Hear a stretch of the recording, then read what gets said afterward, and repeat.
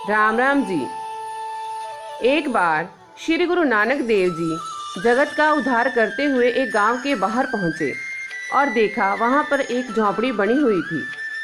उस झोंपड़ी में एक आदम रहता था जिसे कुष्ठ रोग था। गांव के सारे लोग उससे नफरत करते थे, कोई उसके पास नहीं आता था। कभी किसी को दया आ जाती तो उसे खाने के लिए कुछ दे देते।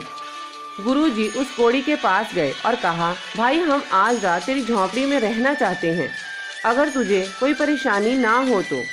कोढ़ी ने हैरान हो गया और कहा, मेरे पास कोई आना नहीं चाहता, फिर उसके घर में रहने के लिए कोई राजी कैसे हो गया।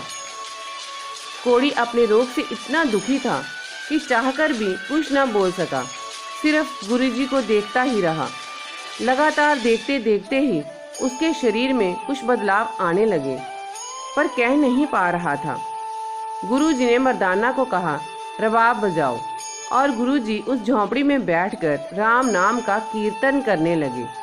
कोढ़ी ध्यान से कीर्तन सुनता रहा। कीर्तन समाप्त होने पर कोढ़ी के हाथ जुड़ गए, जो ठीक से हिलते भी नहीं थे। उसने गुरुजी के चरणों में अपना माथा टेका। गुरुजी ने कहा, और भाई ठीक हो, जहाँ गांव के बाहर झोंपड़ी क्यों बनाई है। कोढ़ी ने कहा, मैं बहुत बदकिस्मत हूँ, मुझे कुष्ठ रोग हो गया है, मुझसे कोई बात नहीं करता, जहाँ तक कि मेरे घर वालों ने भी मुझे घर से निकाल दिया है।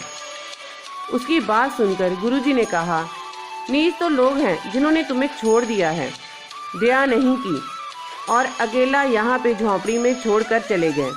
आ मेरे पास, मैं भी तो देखूं कहाँ है तुझे कोढ़। जैसे ही गुरुजी ने ये वचन कहे, कोढ़ी गुरुजी के नज़दीक आया तो प्रभु राम की ऐसी कृपा हुई कि कोढ़ी बिल्कुल ठीक हो गया। ये देख गुरुजी के चरणों में गिर गया। गुरुजी ने उसे उठाया और एक गले से लगा के कहा, राम नाम का स्मरण करो और लोगों की सेवा करो, यही मनुष्य के जीवन का मुख्य कार्य है। राम राम जी।